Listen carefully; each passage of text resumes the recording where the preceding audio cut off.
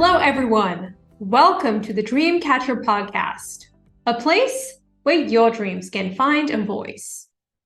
Have you ever experienced something so inexplicable that you knew it had to be more than just a coincidence? Experiences like this make us believe that there is a benevolent force of energy available to direct and guide our lives. My guest, Cheryl Richardson, calls this energy grace. She believes that every event we experience and every person we meet has been put in our path for a reason. She's here to share more about the transformational power of grace. Cheryl Richardson is a New York Times bestselling author of several books, including Take Time for Your Life, Life Makeovers, and The Unmistakable Touch of Grace. She was the first president of the International Coach Federation. Her work has been covered widely in the media, including Good Morning America, The Today Show, New York Times, and O Magazine. She was the team leader for the Lifestyle Makeover Series on the Oprah Winfrey Show and accompanied Ms. Winfrey on the Live Your Best Life nationwide tour. During our conversation, Cheryl and I will discuss the significance of coincidences and how to recognize and interpret them through the lens of grace. She'll also talk about tapping into grace so that we can feel vibrant and balanced as we age. If you like what you heard, please don't forget to like, rate, share, and subscribe to this podcast. Thanks. Hi, Cheryl. How are you doing today? I'm great, Celine. How are you? I'm doing very well. I can't tell you how excited I am to talk to you today. Your book, Take Time for Your Life, was the second self-help book that I read, and I was around 17 at that time, and it profoundly impacted me, even at that age. And I've been reading your books ever since. So I just want to say thank you. Oh, you're welcome. You're welcome. Well, that tells me something. If you read Take Time for Your Life at 17, Yeah. that tells me you're probably an old soul that, you were attracted to something like that. So I imagine you've been a seeker for quite some time.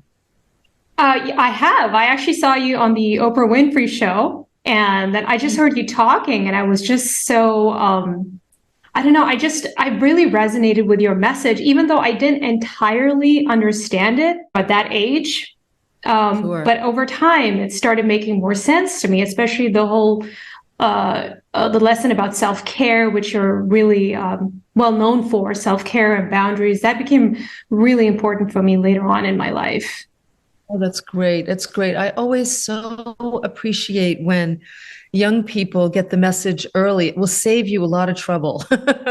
Absolutely. I really don't know what I would have done if I didn't have that knowledge, really. That's great. That's great. And now look at you. Now you're sharing your knowledge with other people and helping spread the word to other people. So that's how it works. We first invest in our own growth and we make a commitment to grow and evolve and do whatever we can to get to know ourselves better. And then over time, we get to share those gifts with other people. It's a great example of grace in action, where we start inside with ourselves and then doors begin to open. And over time, you see your path unfold before you, which is great. Right. But you were an early inspiration for me. So I just wanted to make sure I let you and the listeners know that. Well, thank you. I appreciate that. All right, Cheryl. So today we'll be discussing grace based on the concepts covered in your book, The Unmistakable Touch of Grace. You actually autographed my copy in 2009 at the Celebrate Your Life conference in Scottsdale, Arizona. I have it right here. Oh, yeah. I don't really think you would remember, but yeah, so I have an autographed copy right here. I want to start by talking about your experience of grace. So firstly, how do you define grace? And when did you realize that your life was touched by grace? Mm-hmm, mm-hmm. Well, how would I define grace? I think in the book, I talk about grace being really a sort of divine energy that guides and directs our lives when we're open to it.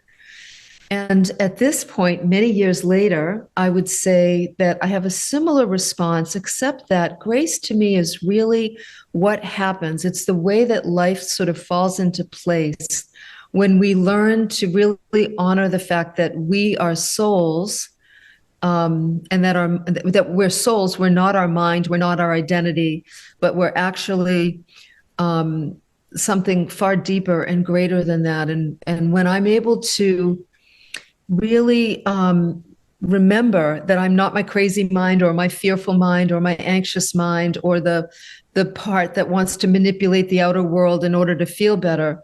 But when I recognize that the primary thing I need to do is just come back to this present moment and be here with you in this moment, be here with myself, then life starts to work.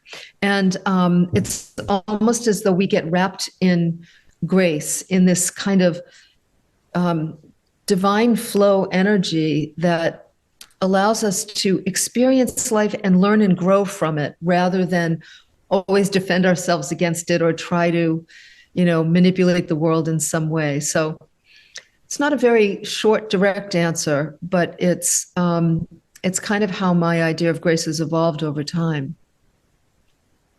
Mm-hmm. And then when did when did you first realize? Because you write about that in the book. So I'd love to hear a little bit from you. I give a lot of examples. I mean, the book. Yes, you do. Really is. Yeah, I went through years of, and what I discovered over time, I can't really remember the first experience I had of what appeared to be grace. But I just talk about how, like, this is a moment of grace right here. My little cat, Birdie. Hi, Birdie. Oh. Hi. Yeah, I know you're a big animal lover, big cat lover also. Things would happen where the more I took care of myself, like, I guess in some ways, when I was 19 years old, I was working for a family business, and I knew it was time for me to leave, but I had no idea how to make that move.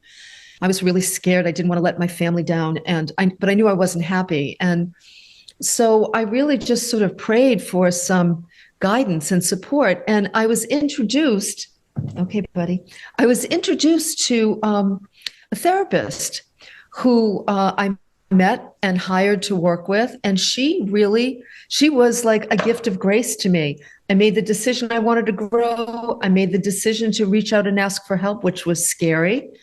And then I made the decision to say yes when someone said, I think I can help you.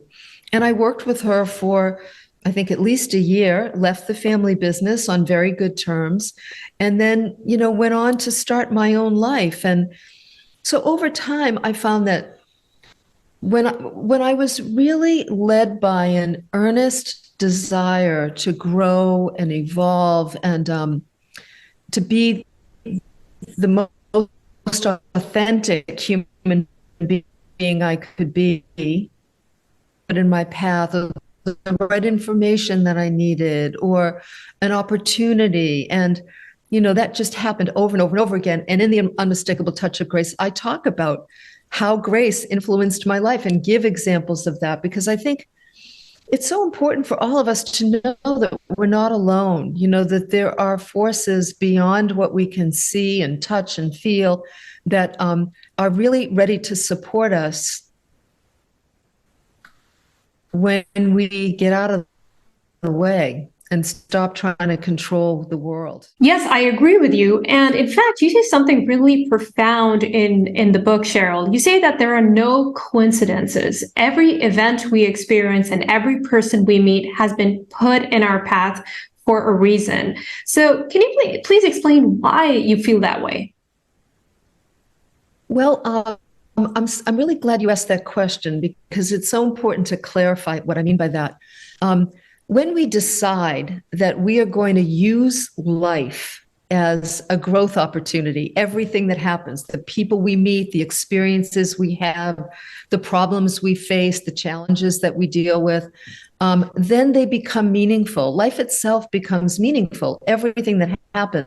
So it's not that I believe we have this predestined journey ahead of time where, Mary Smith is going to come into my life on April 27th. It's not like that at all. It's really more about the way in which we approach life, which is, if I were to decide that everyone I meet and everything I face, every experience I have, provides me with an opportunity to remember that I'm a soul, I'm not my personality. It provides me with an opportunity to remember that I can grow and learn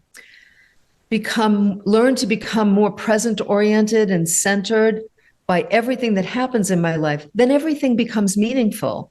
Everything feels like it is a gift in some way. It's in our path for a reason. So, for example, I recently was dealing with a family member who was struggling with some health issues, and all of a sudden I needed to rearrange my schedule and, make several adjustments all at once to be able to help this person get the care that they needed.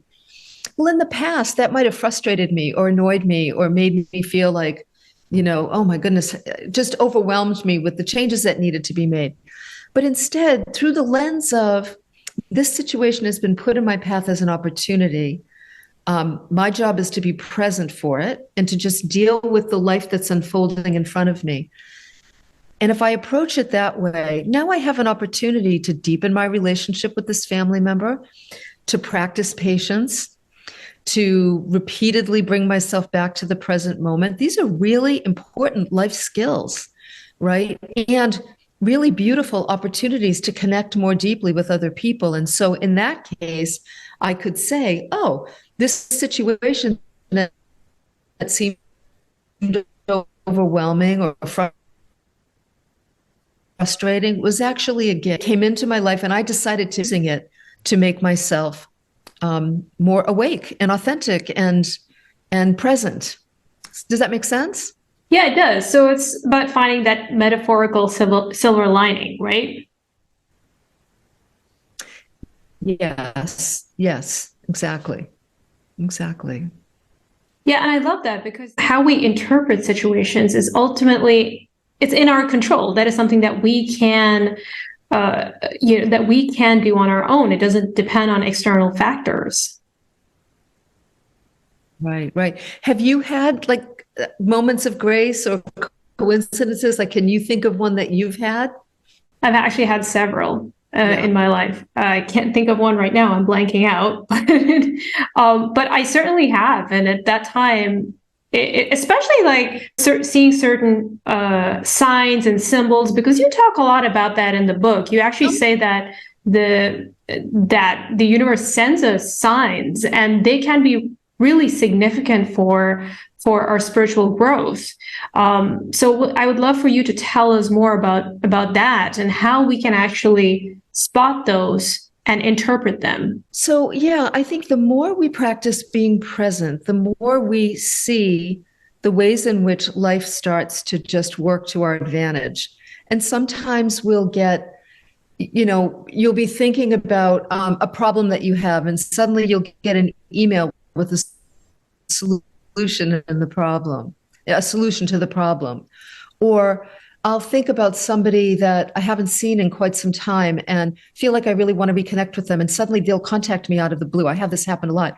The other thing I have happen a lot is, and again, I think this is because when we're in the flow with life, when we're focused on being in the present, life starts to just work more effortlessly. And sometimes I've noticed that if I have made a commitment to do something and something happens that makes that commitment difficult to keep, oftentimes that person will cancel and suddenly open up that space, So there's just a myriad of ways in which I feel like life is always speaking to us. Life is really on our side and wanting to support us. And what gets in the way of that, what prevents us from seeing that, is the ego or the personality's desire to control our lives because in an effort to feel safe or to feel okay in some capacity. So if we make the focus of our attention and our work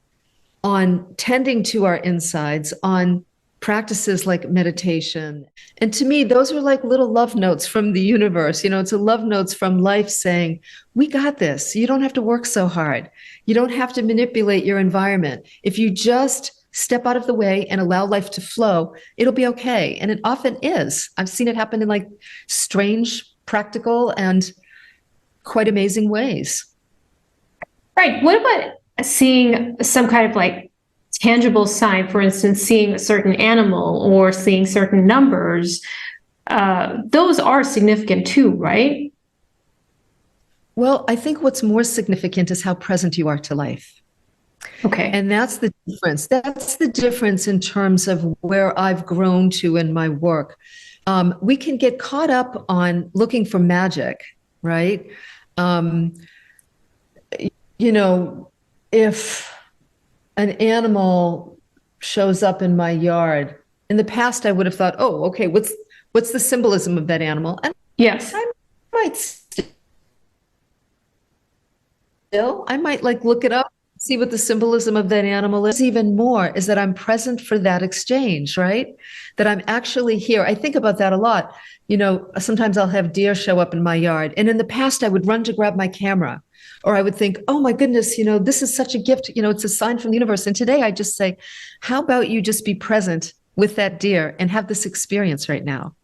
And then I will just sit quietly. I won't grab my phone to take a photo. I won't make it mean anything except this is a gift that life is presenting me with right now. And am I here to receive it?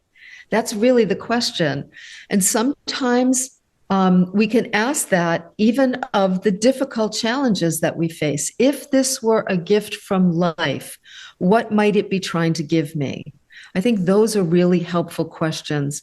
And in a way, they invoke grace, because the highest form of grace is our experience of this present moment, actually being where we are at any given moment. Does that make sense?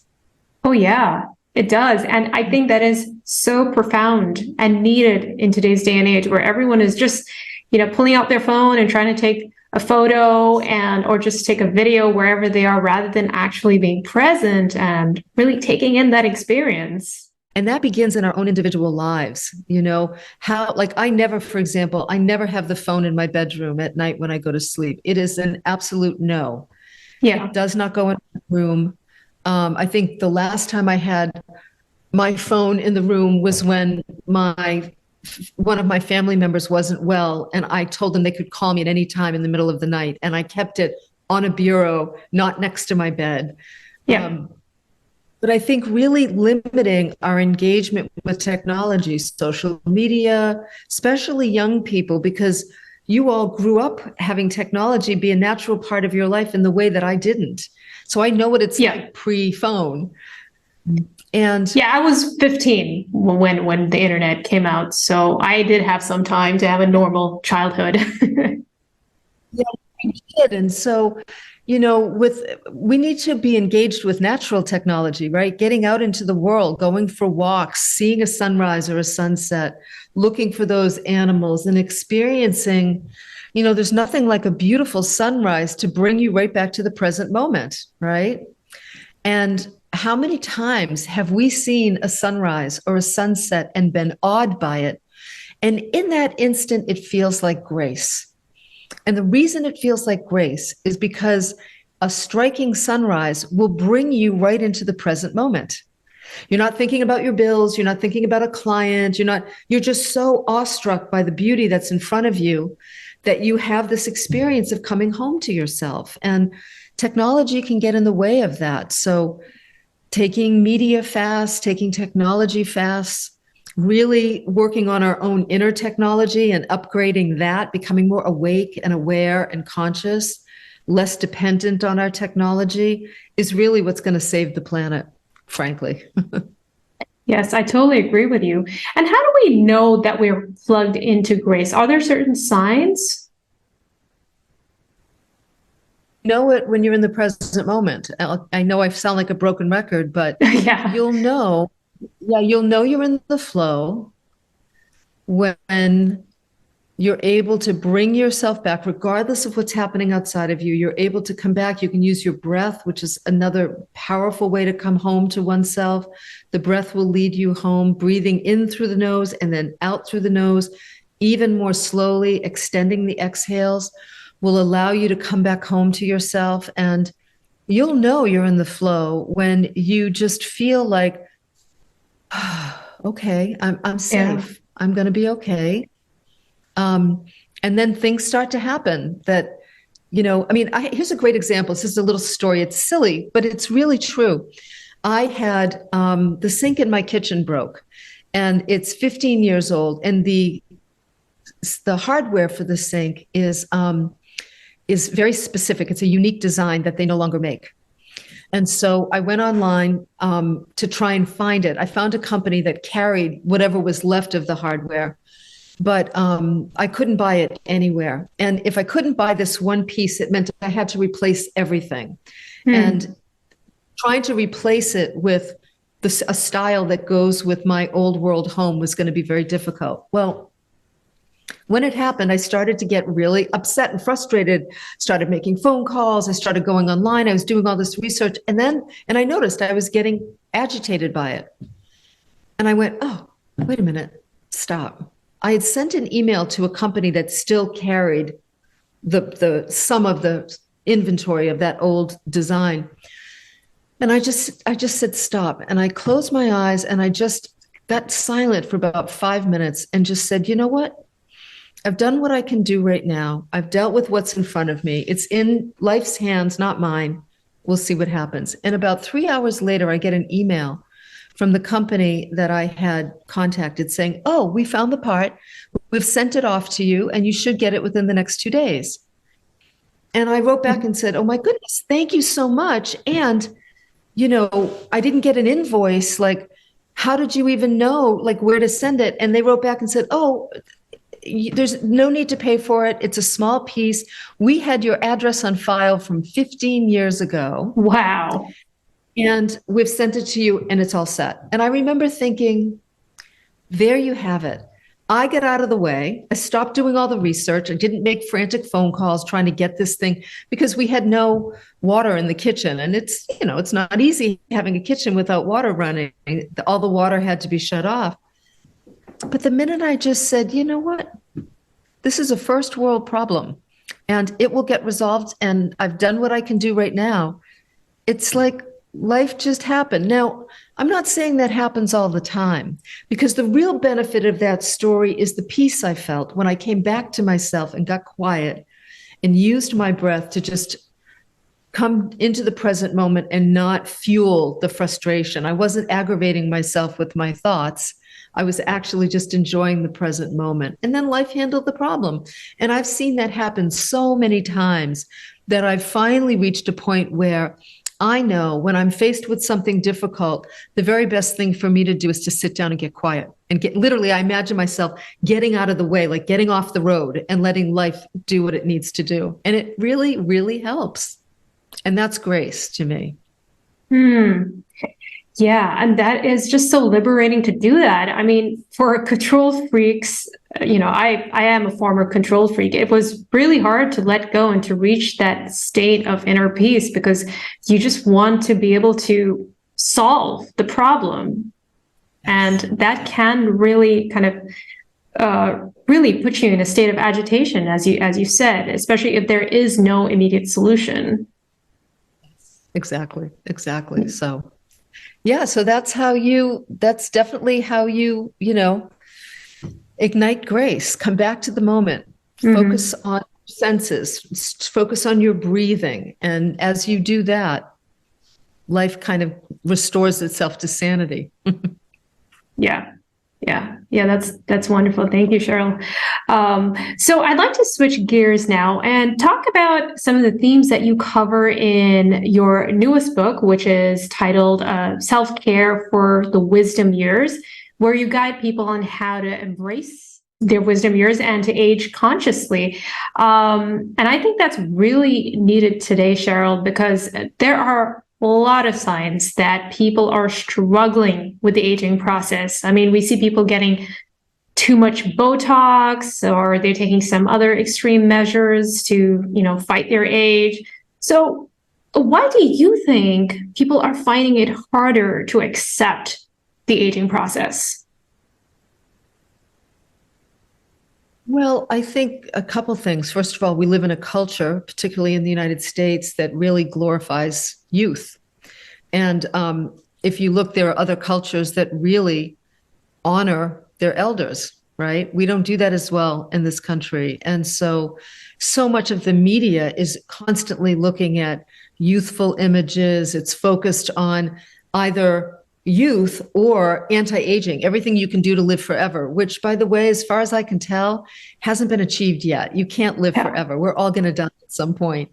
So there's that focus on anti-aging, but then there's also the reality that we don't like to talk about aging, decline, or death. And, Joseph Campbell, who was such an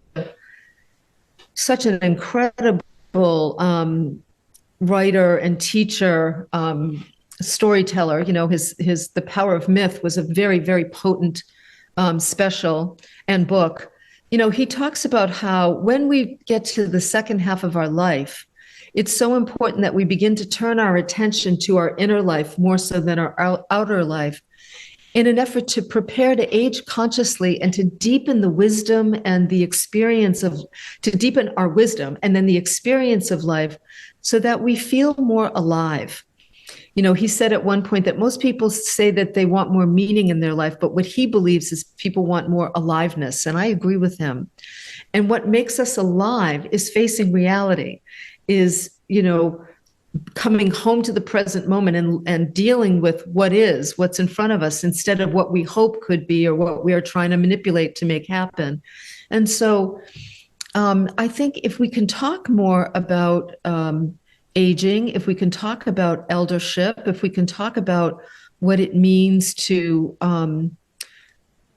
as we do the inner work, our inner lives become more important. And when your inner life becomes more important, you actually can celebrate aging rather than try to reverse it or ignore it or defend against it, And so being able to talk about the dismantling of the ego as we get older, so that we kind of settle into the reality that we are a soul.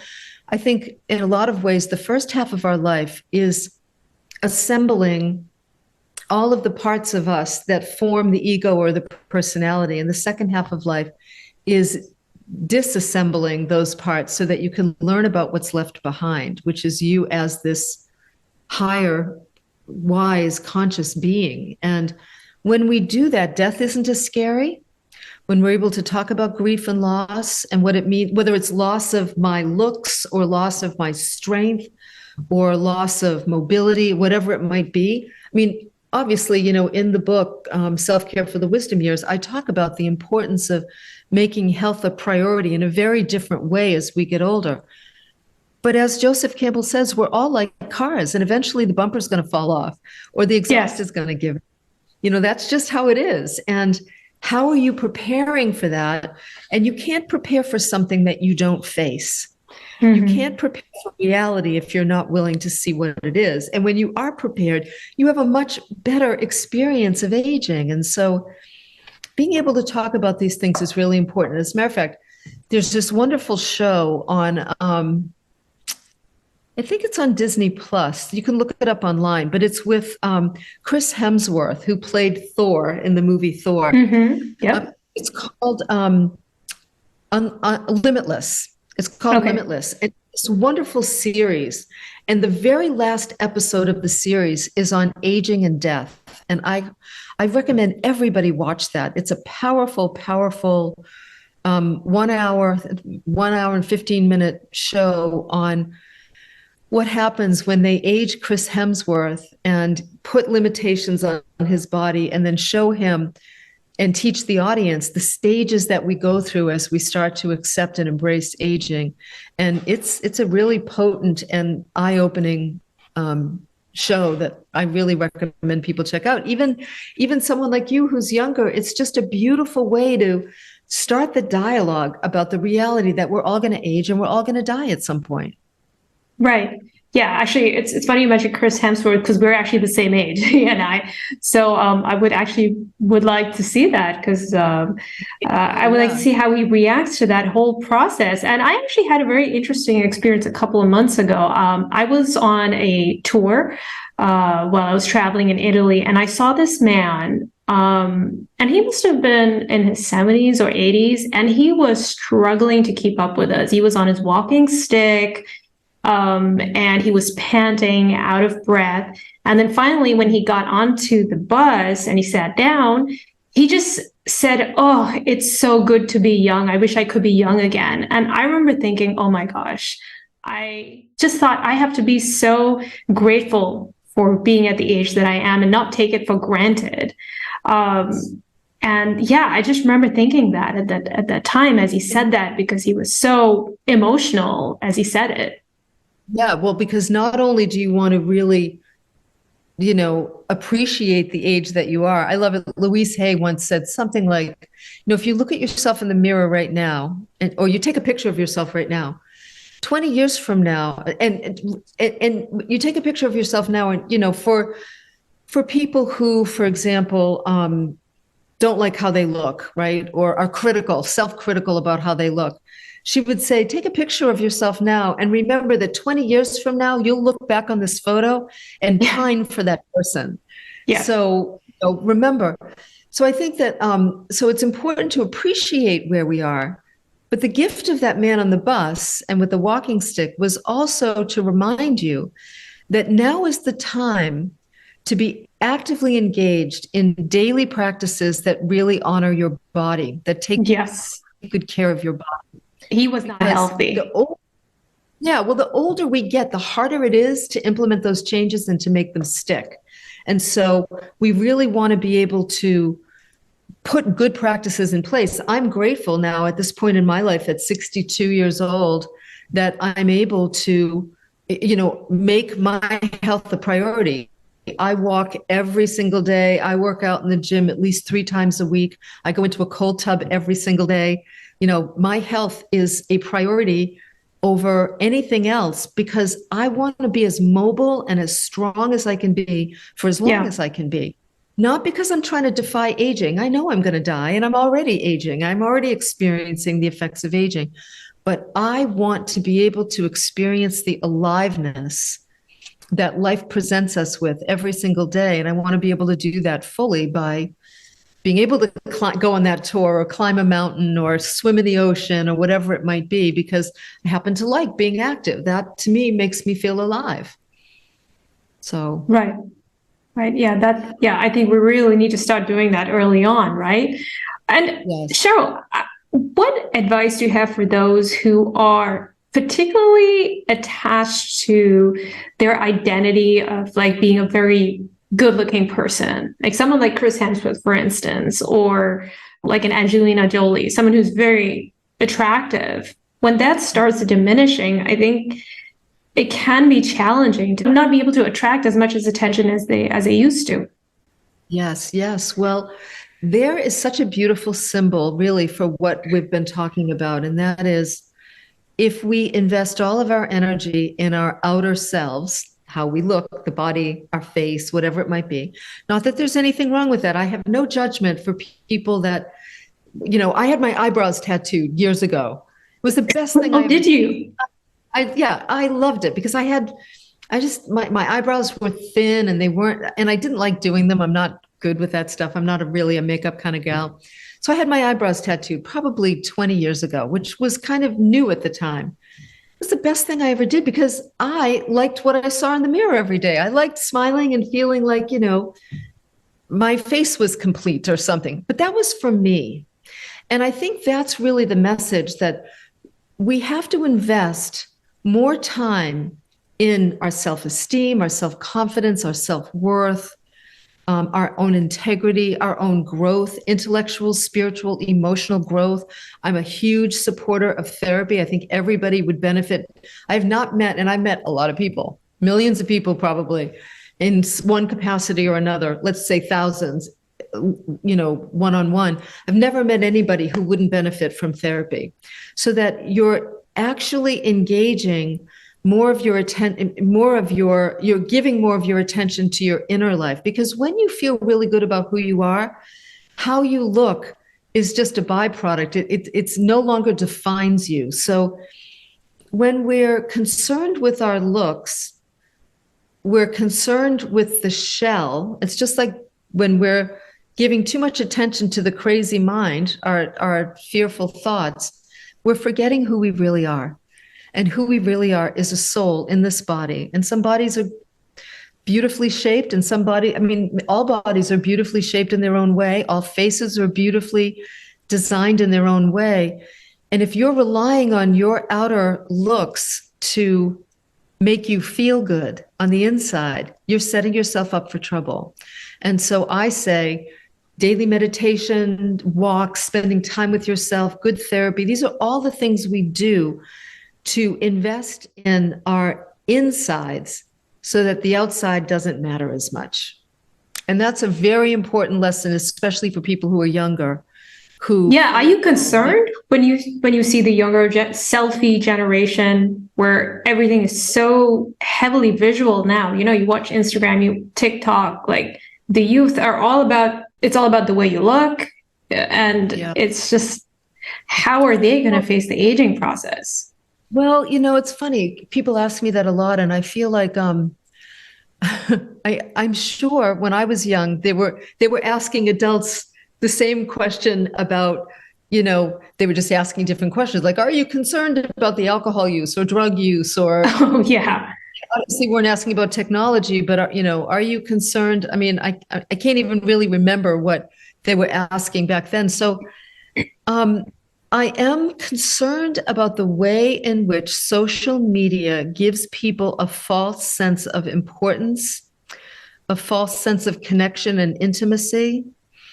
I'm concerned sort of biochemically at the way social media and technology and our phones contribute to like dopamine dumping in the brain that then makes people want to keep going back.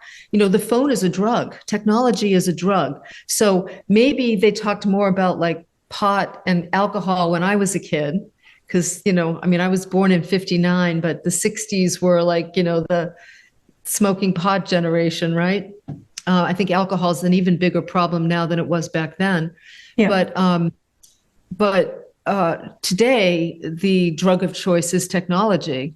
And that, to me, is concerning, because when we become chronically addicted to technology, we become disconnected from ourselves. And as a society, a distracted society is an easy target for autocratic governments, for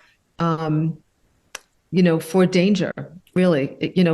People who are distracted and aren't paying attention to what's going on in a bigger sense run the risk of tolerating serious issues later on. So, and the algorithms can actually like serve up exactly what you've been following. So it's like your world becomes smaller and smaller. You get less exposed to other modes of thinking and beliefs. I would recommend people read the book Stolen Focus by Johann. Yeah, I've read that book. Yes. It's to me, that's like one of the best self-care books for 2022. And yes, the algorithms are specifically designed to keep you coming back. And he talks about that in the book. And when you look at what's happening with even Instagram, if we just take Instagram, and the way Instagram has been designed to keep you coming back in ways that somebody like myself who understands that technology and knows what's going on, I know enough to stay off, keep the phone at a distance, to keep my computer at a distance, because it would be like me sitting down and, having a glass of wine every hour. I mean, really, like eventually you're going to get hooked, whether you intended to or not. And so we've got to be really careful. And I am concerned about the youth. I also know that the younger people in our country have influenced our elections in really powerful ways. So there's clearly something good going on. And I think what's most important is that we support younger people and give them something even far more compelling to be engaged in than technology. Cheryl, thank you so much. I have really enjoyed speaking with you. Thank you for all the profound insights that you've shared with us. Again, I so appreciate you being here. You're so welcome. And thank you for the good work you're doing, Celine. We need more young people like you doing this kind of work and caring about this inner work and then sharing the message with others. That's how we're going to take good care of Mother Earth and her people. Thank you so much. It means a lot from hearing it from you. Okay, so I just want to let all our listeners know that if they want to know more about you, Cheryl Richardson, and your books and programs, you can visit CherylRichardson.com. You'll find the link in the description. All right, Cheryl, I hope you have a wonderful rest of your day. Thank you. I hope you do too. Bye, Celine. Bye.